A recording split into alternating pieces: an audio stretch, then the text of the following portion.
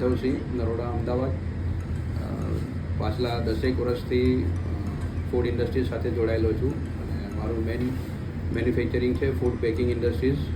Multi colour bags બનાવીએ છીએ, pouches બનાવીએ છીએ, જેમાં બેકરીવાળા, નમકીનવાળા અને રેડીમેડ ગાર્મેન્ટ્સવાળા, મતલબ all type of packing bag જે મલ્ટી કલર પ્રિન્ટ સાથે બનાવીએ છીએ.